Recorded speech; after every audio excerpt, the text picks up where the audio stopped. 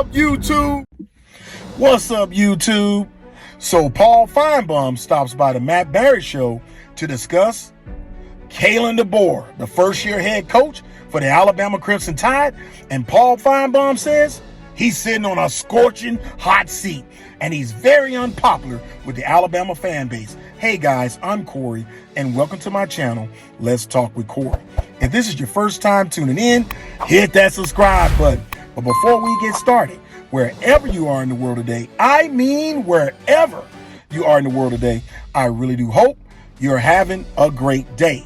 Guys, as you know it, my channel, Let's Talk with Corey, is about people, places, and things. And this time, we're talking about Paul Finebaum gives his take on first-year head coach Kalen Deboer. And he's sitting on a scorching hot seat.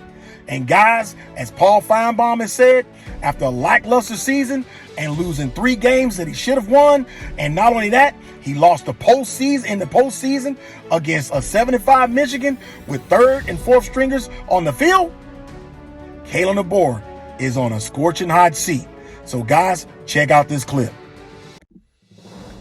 Alabama, they were steadfast that they should have been in, and then they go and get beat by Michigan for 2nd year in a row. Some of the 6-6 teams that we were being told are better 6-6 teams than everybody else, they're losing in bowl games. And it's you have to, what have we said a lot? Like there's nothing better than people who are confident in their ability, but you got to back it up. In bowl season, I get it, there's opt-outs, this, that, and the other. But it has, in Alabama, just how they've ended the last 2 seasons, especially in year 1 of Kalen Deboer. What's in store for him now? I believe very, very firmly that Kalen Deboer is on a scorching hot seat.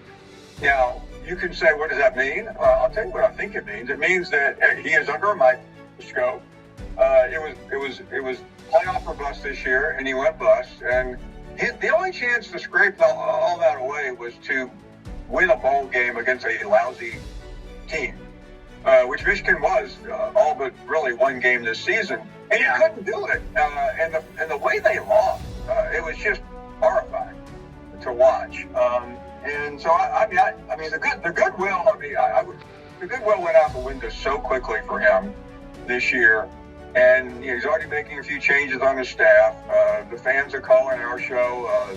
They are just up in arms about the lack of offensive production. They're also glad Jalen Milroe's gone, but that's not really the question anymore. He wasn't coming back because he doesn't need to come back.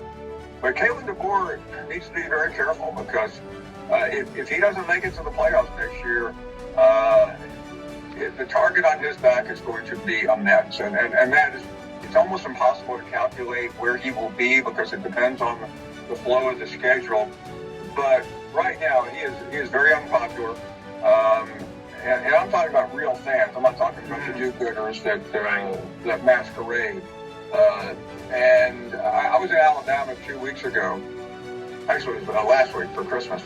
And I had people stop me on the street saying, what's with this guy? I mean, they don't even mention his name. I mean, he's like, what's this guy in Alabama? It's gotten to be that bad. Yeah, and when he comes in after what he did with Michael Penix at Washington, and it almost seemed like Jalen Milroe regressed. He had that huge game against Georgia, and then you just never knew which one you were getting every week. Well, because they really had no offensive philosophy, and I'm sure what Kalen Deboer is good at did not equate with what Jalen Milroe was good at. But hey, you're the head coach. If you don't think he can be the quarterback, get rid of him. And the thing that bugs people about Deboer is his attitude. I mean, he talks, like a high school coach at a private academy. He doesn't resonate with the Alabama folks who, you've been there many times, Matt. I mean, they're hardcore. And they know football, and they're used to great football. I mean, they've had the 2 greatest football coaches in history on that campus. Yeah, and look, and now they've gone into a season. I just think it's unfathomable to think we expanded the playoff by 8 teams, and Alabama wasn't one of them. And then they go and lose their bowl game to Michigan. Okay, guys, you heard what Matt Barry and Paul Finebaum had to say about Kalen Deboer. And I'm going to tell you something. I think he's spot on. Kalen Deboer, and as I've said in previous videos, and I'll leave a link, and I said that Kalen Deboer has Alabama on the Titanic, and that was months ago.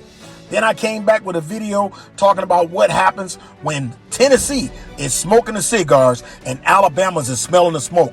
Guys, Bama laid 3 eggs and then postseason laid another egg against a piss poor Michigan team who literally was playing with 3rd and 4th stringers as a 7-5 team, and Bama couldn't even beat them.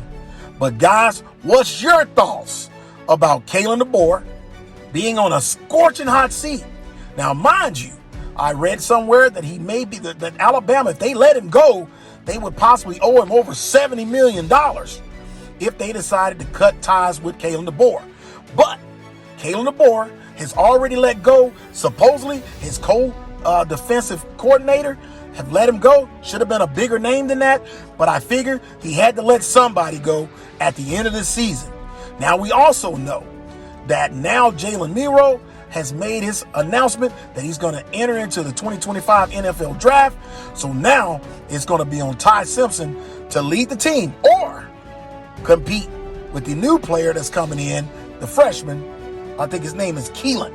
So, guys, what's your thoughts? Do you think Kalen Deboer is on the hot seat?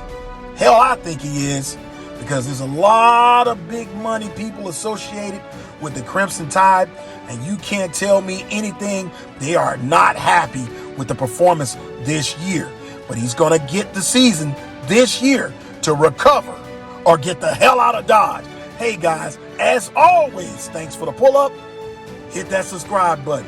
Until the next time, let's talk with Corey. Let's talk with Corey out.